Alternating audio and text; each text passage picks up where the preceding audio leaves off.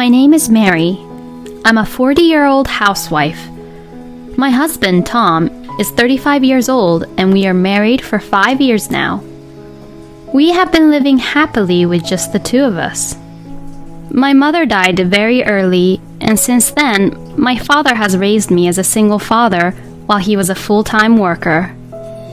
I was worried for my father that he would be alone if I get married, so even though I was dating someone, it was very difficult for me to make the decision of getting married.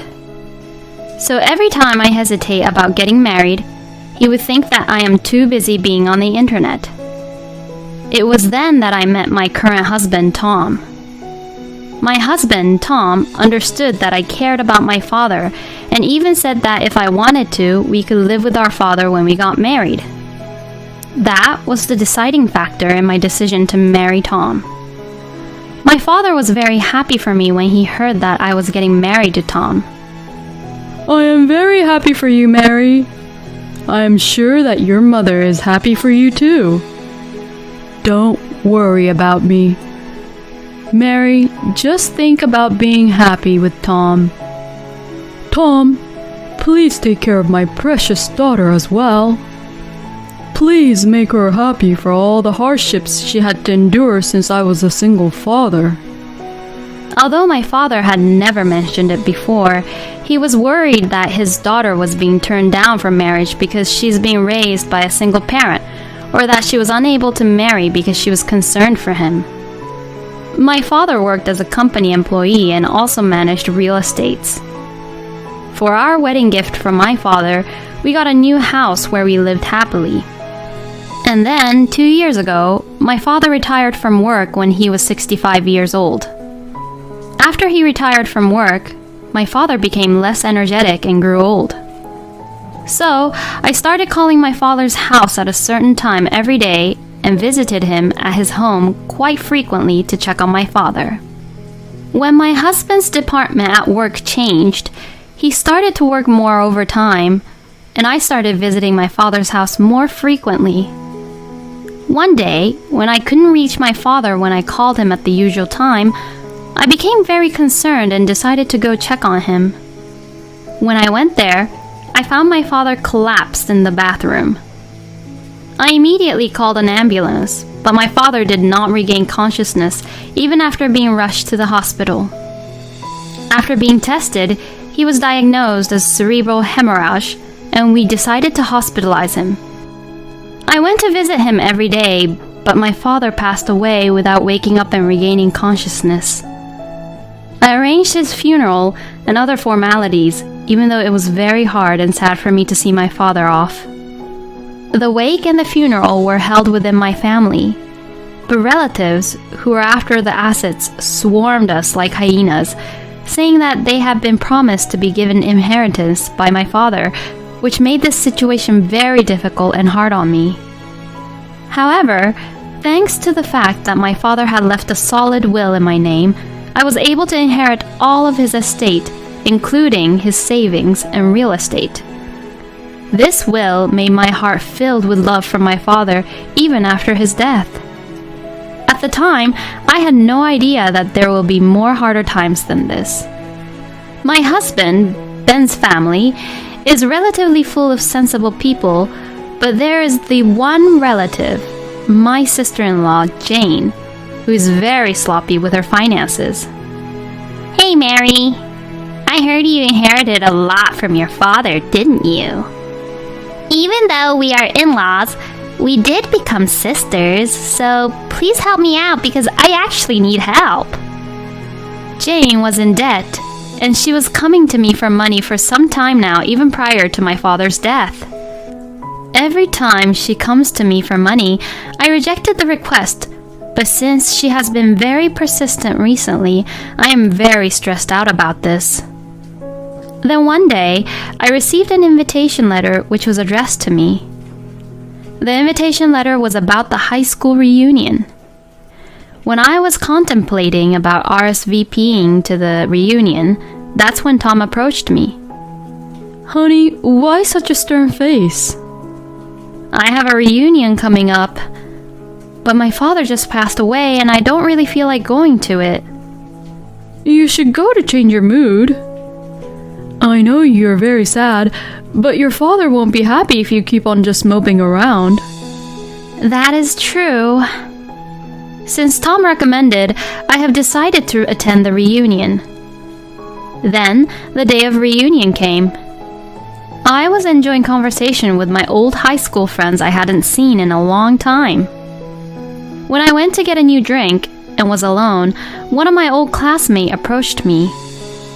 Hey, Mary. Long time no see. Hey. I'm sorry, have we met? Yes, we have met. Don't you recognize me? I'm Josh, your old classmate. Even when he told me his name, I still couldn't remember him, but he seems to definitely remember me. Why don't we catch up? When I didn't know what to do, Mary, what's going on? Did you get my Coke? Jessica questioned me. Thanks to her, I said, sorry, my friend is waiting on me, so I should go. And I was able to leave him behind. When I returned, Jessica looked worried. Hey, Mary, is everything okay? Did he say or do something to you? We were just talking a little bit. He said he was Josh, but I don't recall any Josh. Do you know him? Yeah, he's that preppy guy who was the captain of our basketball team. He was the heartthrob who was very athletic and was good looking. Oh yeah. Since he changed his hairstyle and we didn't have anything in common back then, I didn't notice him. You better watch out for him. He is still known to be fooling around. Since he has been checking you out today, maybe he caught your attention. No way. I am married now and I don't look like his type to fool around. Even though I scoffed off what Jessica was telling me, Josh kept on trying to talk to me. So every time Josh would get close, I would try to talk and look busy with other people, but when the reunion was about to end, he got the chance to talk to me. Mary, are you trying to avoid me? If you are, I am hurt. Or are you trying to play hard to get with me? Oh, please. I'm not trying to play hard to get. You shouldn't be mad. I'm just playing with you. What are you talking about? I am happily married. There are plenty of people who still have fun, even if they're married. You know what? To tell you the truth, I actually liked you for a very long time, Mary. Since we have a lot to catch up, why don't we just have a drink after this? No way. If you want to drink, why don't you go to the after party with everyone for it? I was able to cut him off and catch a taxi to return home. I thought I will never see Josh ever again. However, more outrageous situation was awaiting for me after this. The next day, when I was working at the diner for my part-time job, a man I have seen before has entered the diner. I got a glass of water to wait on him when I realized it was Josh who came to the diner. What are you doing here? Wow, what a coincidence. I am very lucky to see you here, Mary. Are you kidding me? Who did you find out from that I was working here? First, can you get my order? I would like to have 1 cup of coffee. I reluctantly took the order and served him his coffee. After finishing this coffee, just leave. It says I can have seconds for free. Let me enjoy my time here. After drinking and finishing his 3rd coffee while talking to me, he finally decided to pay. I was very relieved when he was finally leaving, but Josh didn't take the hint and told me, I like this place. I will come to get my coffee here more often now. After he said this, he left the diner. Since I was just a part-time worker at this diner, I couldn't ban him from coming to the diner, and from that day, he started to come to the diner every day. I talked to my boss about it, but since Josh was just talking to me and wasn't causing any trouble, he couldn't do anything about it. I wanted to tell Tom about it too, but lately he has been very busy with work that I couldn't tell him about Josh. Some days later, I had a day off from my part-time job. Since I didn't have to see Josh's face because of my day off, I was very happy. But then, when I returned from my shopping, I was very shocked. Mary, welcome back. You were gone for a very long time. Josh was in front of my house. Why are you in front of my house?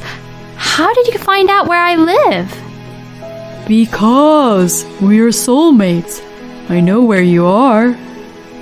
Stop freaking me out and please leave. You are cold-hearted. You should choose me instead of your husband, who is always not at home because of work all the time. I will and can give you good times. As he said that, Josh hugged me from behind. A chill ran down my spine and I couldn't take it anymore of this from Josh.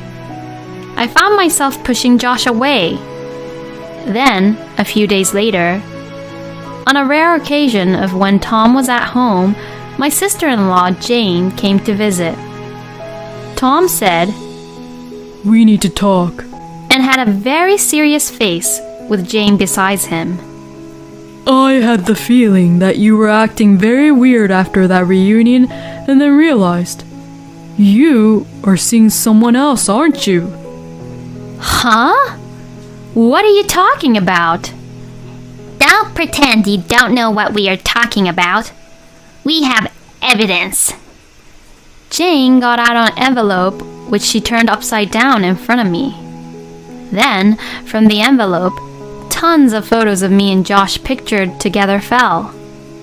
The pictures of us together at the reunion and the pictures of us together at the diner. And also the picture of Josh hugging me right in front of my house. Only from looking at the pictures, it seemed that I was having an affair with Josh. See, this is the evidence. I am getting divorced with you. Pay the alimony of $50,000 all at once. Tom and Jane are grinning when he said this and made it obvious that they are trying to frame me to get a divorce with me. I pretended to not know anything about them trying to frame me and decided to divorce Tom. Fine. As you say that you have the evidence, let's get a divorce. You can rest assured that alimony and property division will be taken care of. To my words, Tom and Jane looked at each other smiling. I have no intention of letting them go off the hook so easily. From here on, they will pay for what they have done to me. Oh yeah, what I inherited from my father won't be the subject to property division. What? Tom and Jane was stunned when they heard this. It was Tom who came to his senses first. Why not? You're supposed to split all the money earned after marriage equally. That's right. If it is the money earned by working during the marriage, we should split it equally because we cooperated. But the property I inherited from my deceased parents wasn't acquired through the corporation of you, was it? The property I inherited is called separate estate, which is not the subject of splitting it equally. Didn't you know? That's too bad since you were only just after my inheritance. What? Do you want to know why I know this? Josh, who is in all of these photos, told me everything. The day Josh came to my house, I called the police on him. He was warned by the police, and after that, very next day, he got scared and he came back to see me. I am very sorry. Jane, my coworker asked me to flirt with you. Josh got down on his knees to apologize and started to talk about everything he knew. To my surprise, Jane was the coworker who had asked Josh to do so. When Jane heard about the reunion from Tom, she asked Josh, Hey, Josh, are you attending the same reunion as Mary is attending? If so, could you set a honey trap on her for me? If my brother can get a divorce from Mary, then Tom will get property division, and if all goes well, you will get your share for helping us out. By promising his share, Jane was sure that Tom and I will get a divorce. Because Josh wanted some money, he started flirting with me, and Jane tried to take pictures of that. That's how they got the fake evidence photos and tried to get money out of me. Hold on. I told Josh to flirt with you? Where's the evidence of that? You're the one who's making up everything, aren't you? Jane denied everything. Oh, I have evidence. Look at this. Then I showed my screen of my smartphone. I actually saved the screenshot of the conversation of Josh and Jane on WhatsApp. And I also have the screenshot of Tom and Jane's conversation on WhatsApp. The conversation included such as, I was very surprised. I didn't expect that I would bump into you in front of the Holiday Inn. Me too. Please don't tell Mary about this. Of course. You too. Please don't tell Brad about the guy you saw me with. Sure. By the way, the woman you were with is so pretty. Tell me how you met her. She is from my department, and I work with her. I met her at my work. We're together every day, and I can't be happier. You are with her every day. How can you be so blatantly cheating on Mary and not get caught? If I tell her that I am working overtime, Mary won't ask me anymore, and since she loves her father too much, she's always at her father's house. Since her father passed away, she has been moping around the house and I can't stand her. Hey, you are talking behind her back too much, aren't you? Actually, I am thinking of divorcing Mary and getting remarried to her. I see. Hey, I have a good idea. Why don't we frame Mary to cheat on you? Put a honey trap on her. Even if Mary doesn't actually cheat on you, we can make it look like she's cheating in the photos, and then it is all ours. Let's get both alimony and the division of property. When Tom and Jane saw the screenshot of their conversation, they panicked. Why do you have that?